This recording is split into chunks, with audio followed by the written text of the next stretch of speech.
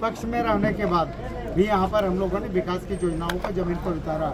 तो निश्चित रूप से आज पूरा गोमिया विधानसभा क्षेत्र में पेयजल को लेकर हम लोग हर घर में पानी पहुँचाने का जो सपना था उसको पूरा करने वाले हैं। आज आप पूरे जुमरा पहाड़ और इसके तलहटी की पंचायत में चले गए।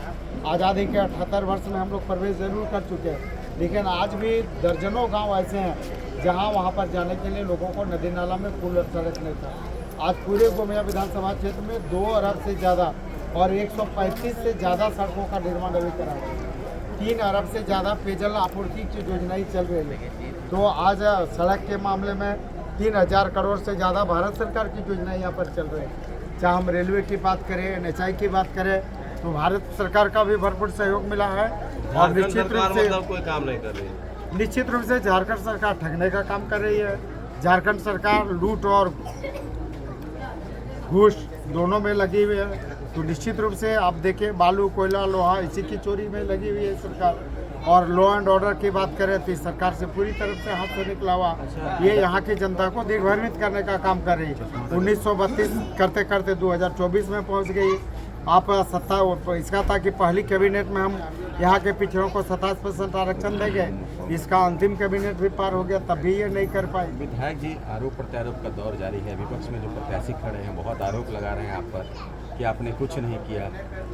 अंधे है, जो अंधा है उसको दिखाई नहीं पड़ता, उनके आँख में मोतियाबिंद होंगे। अब दूसरा, उनके आँख से काला चश्मा हटता नहीं। जब वो काला चश्मा अपने आँख से हटा देंगे तब विकास दिखाई पड़ेगा। 10,000 करोड़ का काम हमने किया है।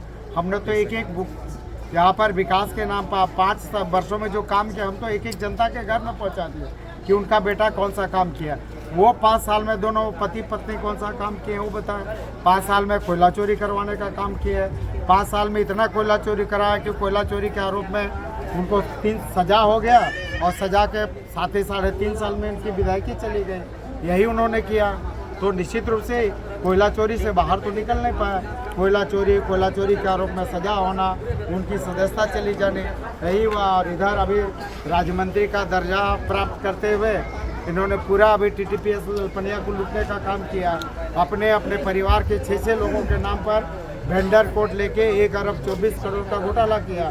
ये अब तो विधानसभा जाने से पहले जेल जाने की तैयारी करें। और दूसरी है, ये इनका तो नॉमिनेशन ही इलीगल है, इनका नॉमिनेशन ही अवैध है। लाभ के पद पर रहते हुए कोई भी व्यक्ति चुनाव नहीं लड़ सकता, नॉमिनेशन नहीं करा सकता। इनको लाभ के पद पर रहते हुए झारखंड राज्य पिछड़ा वर्ग का आयोग का अध्यक्ष पद पर रहते हुए बिना रिजाइनेशन एक्सेप्टेंस का ये कैसे नॉमिनेशन करा है? हम लोग तो उच्च न्यायालय में भी जा रहे हैं। तो ये इनका नॉमिनेशन ही इलीगल है। तो निश्चित रूप से इसको चुनाव आयोग को संज्ञान में लेना चाहिए और हम लोग अभी उच्च न्यायालय के दरवाजे में भी जाएंगे। तो निश्चित रूप से ये विधानसभा से पहले कहीं दूसरे जगह जाने का सोच है। चुनाव जीतने के बाद पहली प्राथमिकता क्या रहेगी? जो चुनाव जीतने के बाद कई प्राथमिकताएं हैं। मूल रूप से जो मोहाटार, चतुरचती और खैराचातर को प्रखंड बनाने का था वो काम बाकी है। बेरमो अनुमंडल को जिला बनाने का काम बाकी है। टेनुघाट जलाशय योजना, टेनुघाट डैम को पतरातू डैम की तरह पर्यटन स्थल के रूप में विकसित करना।